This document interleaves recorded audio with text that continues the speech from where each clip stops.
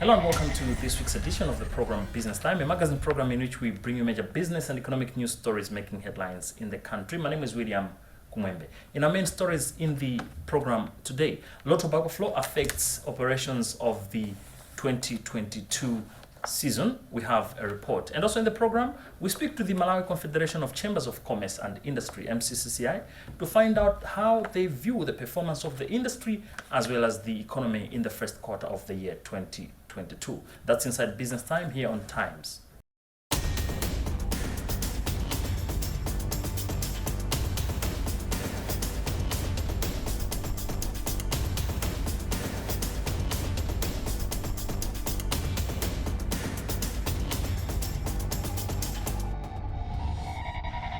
Hello and welcome. In our main story in the program today, for the first time in recent history, the Tobacco Commission attempted to open the tobacco marketing season a little earlier by almost a month than the tradition. Of course, the Commission said it intended to address some bottlenecks that some farmers had faced during the production of the leaf. But 1 week down the line, it seems the whole arrangement has backfired as there is a slow inflow of tobacco at the auction floors. For instance, Lilongwe auction floors, there's a change in terms of the supply trends of tobacco at the market from a normal 5-day period to 3 days in a week. And of course, Limbi auction floors was meant to open Tuesday morning, but the opening has since been rescheduled. Our journalist Justin Kwew went to Limbi auction floors to find out the rationale behind the push and has since filed this report. Right now, I'm in front of the entrance gate for Limbe auction floors. Under normal circumstances, behind this gate, behind me, you would have seen trucks and trucks containing tobacco bales. But now, as you can see behind me, it's empty. The reason is the opening of Limbe tobacco auction floors has been postponed from Tuesday, the 5th of April to 20th April 2022. According to the Tobacco Commission spokesperson, Theophilus Chigwenembe, the opening of the tobacco market has been postponed because there is not enough tobacco in the southern region. Farmers have told the Tobacco Commission that they will only be ready with tobacco by the 3rd week of April. It is true that Limbe floors was scheduled to be opened today, April 5. But the date has been shifted to April 20. What has triggered this is the fact that we have noted that in the southern region, tobacco farmers are not yet ready with their leaf. They are not ready to take their leaf to the floors. The tobacco market was opened earlier than usual this year. Last week, President Lazarus Chakwera opened officially the markets in Lilongwe.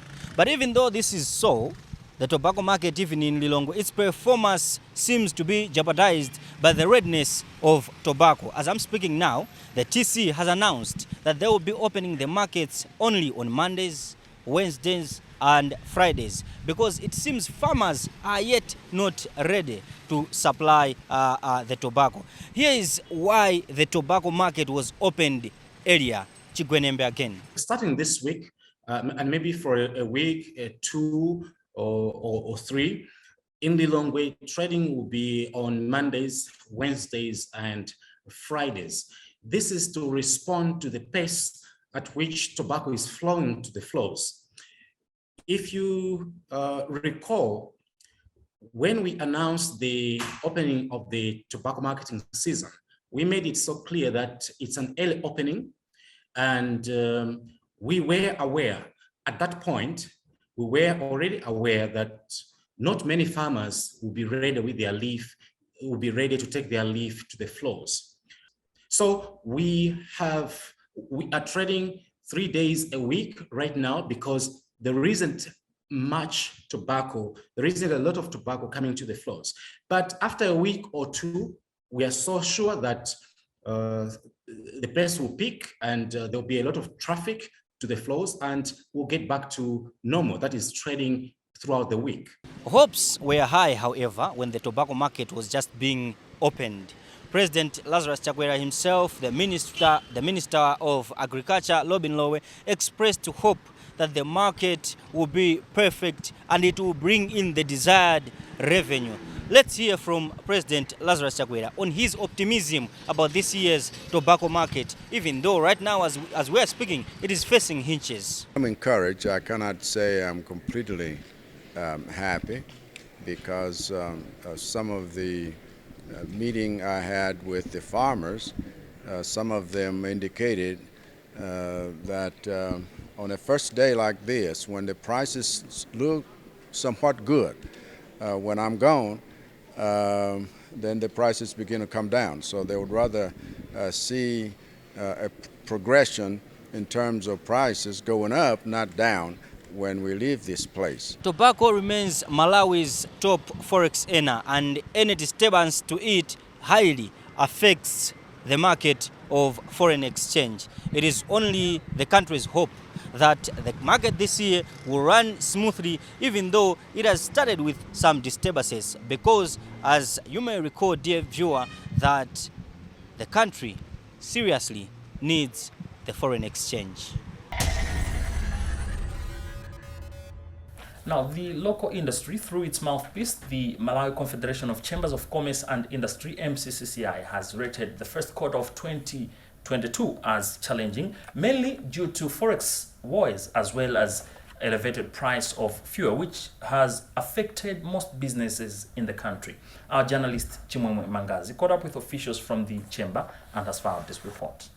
MCCCI President James Chimwanza said most businesses lost open account statuses from foreign suppliers due to forex shortages despite having enough kwachas. He says the only positive is the commencement of the tobacco sales, though the relief will not be as expected due to Reserve Bank of Malawi interventions. Well, we're just coming out of the COVID situation, so there was still challenges in the availability of commodities, which in itself, when supply is short, prices go up. And then this was followed by the scarcity of the kwacha. So foreign exchange shortage further brought in its challenges in that most companies that operated on open accounts with suppliers outside, when they had the kwacha to pay to settle their account, but there was no forex, outside is seen as a default. So businesses lose the open account status. Now they are requested to pay in advance. Executive Director of the Malawi Tourism Council, Jones Maliri, says the quarter has been a success in terms of recovery of the sector as compared to the past 2 years. The performance for the first quarter of this financial year 2022 can be described as a success story, in the sense that our random survey as a Malawi Tourism Council has shown that most of the business are now fully recovering from the effects of COVID-19. There's been a huge improvement in terms of room occupancies, which emanated from the opening up of our airports and our borders. And we've also seen a good number of conferencing bookings being made with bigger units, small as well as medium enterprises. So to summarize it all, the past quarter has been quite successful. If we're to compare the period that COVID hit and the last financial year, we would say that most of the businesses are having around a 25 to 30% growth in terms of revenues and traffic as well. The Malawi economy continues to sail in troubled waters, witnessed by a volatile exchange rate, depleted foreign exchange reserves, and rising inflation. Now, savings and credit cooperatives seem to be gaining momentum in the country as the country attempts to blossom its base of people with access to finance as well as knowledge on savings and investment. Now, there is a need for the country to take a little more steps in ensuring that the concept is accepted across the board, as well as ensuring that it goes digital, such that its transactions and processes are seamless. This is according to one of the officials from the African Confederation of Cooperative and Savings and Credit Association. Our journalist from Mzuzu, Fexton Malegezo, caught up with officials from the institution and reports. The SACCO movement has been in existence in Malawi since 1960s, and since then SACCOs have grown in numbers, SACCOs have grown individually, but also their asset base have also been growing. In 2020, MUSCO, which is an umbrella body for SACCOs in Malawi, reports that there were about 9 SACCOs with membership of about 150,000 members, but also their asset base grew to about 32 billion kwacha. But a continental body for SACCOs in Africa reports that or notes that in Malawi, penetration of digital platforms is still low. That is why it is not surprising to see that most SACCOs in Malawi have fewer members. We talked to George Mboba, who is Executive Director for ACOSCA, the Association of Cooperatives in Africa. I'll say that the penetration rate could be higher than the way it is. Malawi is a beautiful country, but you also realize that many people depend on a financial institution like the SACCOs. So I foresee a situation whereby with more progress, you'll have more membership. So if you have higher penetration, then that would be good. Then how do you achieve higher penetration? My take here is we need to adapt the digitalization system, whereby SACCOs, for instance, SACCOs here, can equally serve their members in any other part of the country without going to the branches. Commenting on the development, Fumbani Nyangulu, who is the Chief Executive Officer for MUSCO, acknowledges that the digital space is one of the pillars that would make SACCOs stand strong than ever before. This is one of our main pillars as SACCOs in this country. We need to go in the digital space. We need to be providing services digitally. As you know, for example, how we've been hit by the COVID. We didn't expect it, and expecting people to come into our banking halls was a big challenge. So it was so difficult to service our members, and we realized how important digitalization is, and this is what we're trying to get into. But why should Malawians opt for SACCOs of all the saving platforms available in the country? So we speak to Louis Kitch, who is a member of a SACCO in the United States of America, to appreciate why she has been a member of such for over 40 years. So I have been a member of a SACCO for more than 40 years. The needs that I have as a retired person are very different than the needs I had as a young mother, working through raising a child, building a home. But at the end of the day, access to financial services that are affordable and delivered in a way that makes sense, no matter what age we are, is the key to serving members. A SACCO is very different than a bank. In a sense, the SACCO business model is designed to help people move up a wealth path to financial security. We also saw the comment from one of the biggest SACCOs in the country, a United Civil Servants SACCO, particularly the general manager, Mr. Francis Waliwa, just to appreciate how the SACCO is intending to utilize digital platforms. This is very true. This is very important call. However, as United Civil Servants SACCO, it should be mentioned that in 2017, 2021, we were running up our strategy. And during this strategy, we have also achieved, we have gone a mile as compared probably with other SACCOs regarding the digital space, such that core banking system we have, a very good one, which is also running, real time, on time. So everywhere else, our members, we are connected, members are able to do that. Apparently, the number of female SACCO members is still low as compared to their counterparts males in the country. Perhaps that's a story for another day. Remember, this is Business Time. It's a magazine program in which we bring you major business and economic news stories that make headlines in the country. We'll be right back.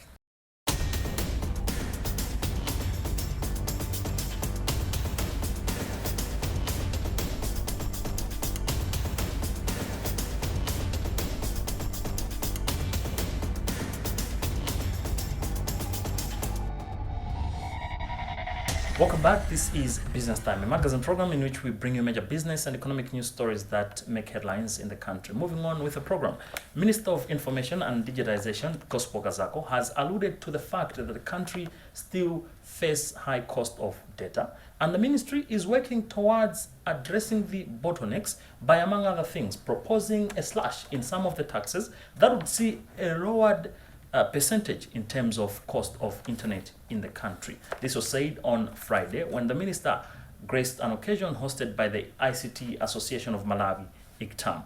We have the whole story in this report. This came out during a government and private sector interface for players in the information and communications technology ICT sector in Blantyre, organized by the ICT Association of Malawi. Kazako said it is government's plan to make sure that more Malawians have access to the internet, more so using smartphones. You know very well that in the vision and the dream that we have as government to create an economy that will be driven by digital means, that's the digital economy, government alone cannot complete everything, cannot do everything on its own. So we are interacting with the private sector to also learn of the challenges, learn of their plans, learn of their vision, so that once we do that, we need to bring these two together and see that we are moving in the same lane. There are so many issues that have come out, and the government has listened very well. Very prominent is how the euphoria, you know, the disunity that is there, the lack of cohesion, lack of collaboration that is there between us and private sector. ICT Association of Malawi President Bram Fudzulani said the engagement was necessary because the private sector should be informed of the government agenda and see how best to support it. This was very important and necessary because as a private sector, we are focusing on delivering digital services in the country, and at the same time, government has announced that they are very serious about digitalization in government. So we thought to create an interface where the government can articulate and communicate the agenda, but also, you know, ask questions on how, as private sector, we can come in and assist on the digitalization agenda. So what has come out of this meeting today is that we have agreed as a private sector to, you know, formalize ourselves, and so that we can form a task force that plays a voluntary advisory role to the ministry on what we think are the best practices that needs to be done. So whatever is happening within the private sector, I think we need to do it collectively with one voice, and then take the same message to the government on what better policies need to be implemented so that we create a better business conducive environment, but also at the same time we're protecting the consumers of digital services. A 2018 report dubbed Freedom on the Net indicates that Malawians have to pay up to 44% in tax in order to access the internet. The tax is broken down into a 17.5% value-added tax on mobile phones and services, a 16.5% value-added tax on internet services, and an additional 10% excise duty on mobile phone text messages and internet data transfers introduced in 2015. Now in other business news stories, Malawians have been urged to inculcate savings and investment culture if they are to grow their socioeconomic status as well as the economy at large. This was said at a training organized by Sycamore Concert. Our journalist Tabika Mangara was there and has filed this report. Debt is a topic not many discuss, but yet it needs to be discussed. This was the idea behind Sycamore Consult Limited's debt management training, which took place in Blantyre, with the aim of teaching individuals how to manage their debt and use debt as a tool to create wealth. The training saw different individuals representing their organizations, entrepreneurs, and individuals who are interested in acquiring knowledge about debt management. The training drew both physical and online participants. Founder of Sycamore Consult Limited, Audrey Mwala, stated that expectations of the training was for people to know how to manage their debt because going into debt requires preparations and there is need to understand the meaning of debt and what it entails and more so become educated borrowers. We know that a lot of people struggle with the issue of debt and they actually get stressed and they don't know how to get out of it. But at the same time, we also know that debt is the reason why a number of people that are rich have been able to create wealth. So we want to just share the tips to because it's a paradox. The same debt is causing harm to other people, the same debt is causing good to other people. So we just want to make sure that we share the tips because people go into debt blindly. One of the participants at the training, Gondwani Makwakwa, stated that the training was very useful as he gained more knowledge and understanding of how to manage debt. So as a participant, this training is very important. It adds knowledge, so I'm gaining more knowledge, understanding how to manage debt. I think this morning mainly, I think what has inspired me is to get to get a debt and save it, I would say so. Well, I think it equipped me with new skills basically for prosperity. I think using those principles, I think as a person, as an individual, and even I think to my institution, I think it can add value. Some of the training areas included lessons on credit bureaus, Personal Property Security Act, strategies of how one can get out of bad debt and how to get into good debt, steps to use debt for wealth creation, debt for investment through bonds, money markets, stocks, real estate, insurance products, and market instruments. In addition to this, participants were given lessons on other people's money, OPM, return on investment, ROI, the rule of 72, and amortization versus compounding.